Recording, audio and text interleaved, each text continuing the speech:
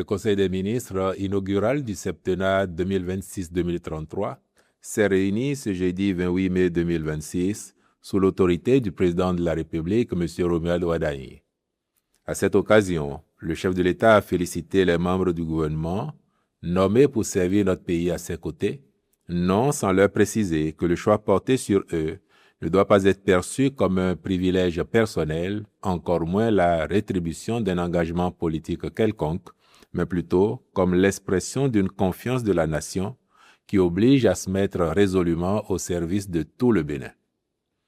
Faisant ensuite un exposé des principes fondamentaux et grandes orientations de la conduite de l'action gouvernementale sous son magistère, il a indiqué que le souci de l'intérêt général doit guider le gouvernement dans toutes les décisions à prendre, loin des considérations partisanes ou personnelles, ses membres étant astreints à une obligation d'exemplarité, de sobriété, d'intégrité et de solidarité.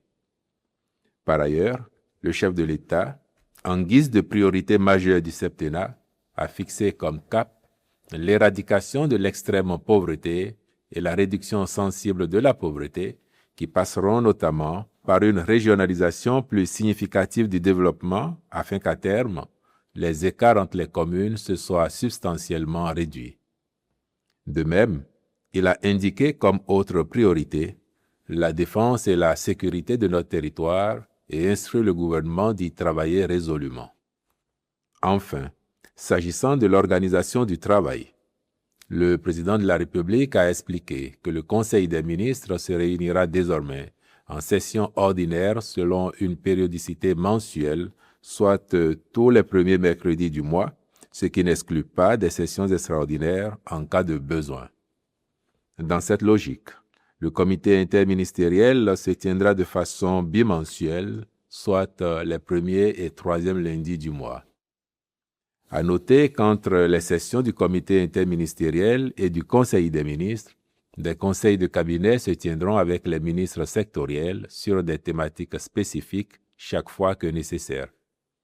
Enfin, le chef de l'État a exhorté les membres du gouvernement à se mettre résolument à l'œuvre, avec la conviction que par le travail de qualité qui sera mené, notre pays progressera davantage et que les conditions de vie des populations s'en trouveront de plus en plus améliorées. Je vous remercie.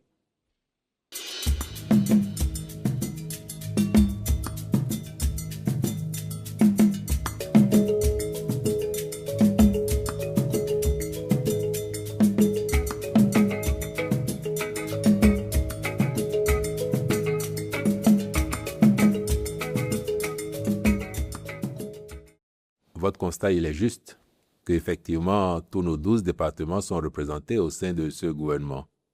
Ce qui justifie le choix du président de la République, c'est le désir d'assurer un équilibre entre les régions du pays, afin que tout soit effectivement autour de la table de prise de décision.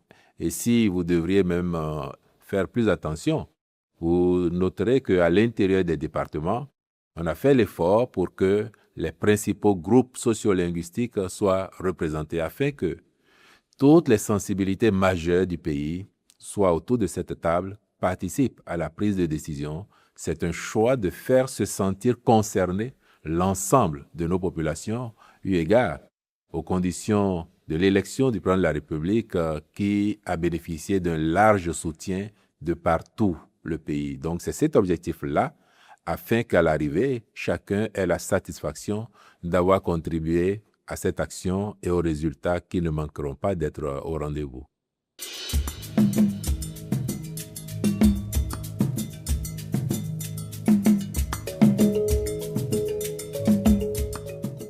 Cela ne tient pas, de mon point de vue, d'un constat d'échec, non, bien au contraire. Chaque chef de l'État, il a ses priorités et il définit les moyens de les réaliser. Le président Wadani a considéré que la présence d'un tel ministère dédié au secteur de la communication et des médias est utile dans l'atteinte des objectifs fixés dans son projet de société et ultérieurement dans son programme d'action de gouvernement.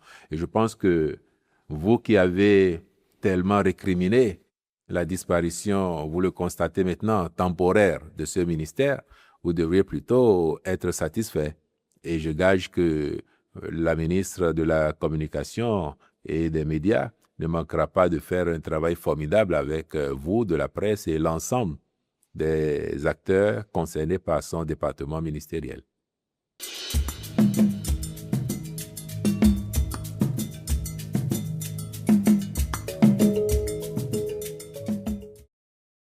Si vous avez fait attention au projet de société du candidat devenu président de la République, les technologies y sont mentionnées comme une des priorités phares de notre pays sur les années à venir. Et il professe même que le Bénin va être exportateur de solutions technologiques. Et puis le monde d'aujourd'hui ne peut faire sans l'intelligence artificielle qui est devenue une donnée fondamentale de notre époque. Comment faire pour que notre pays suive ce rythme-là, ne soit pas à la traîne, ne consomme pas seulement ce que les autres font? Nous avons envie, nous aussi, d'être présents sur ce marché, déjà pour satisfaire nos propres besoins, mais en même temps apporter des solutions aux autres. Donc la présence de ce ministère se justifie par cette ambition que le Bénin ne soit pas seulement consommateur de ce que les autres produisent, en consomme quand il en a besoin, mais en produise aussi pour satisfaire ses besoins et pour offrir des solutions aux autres.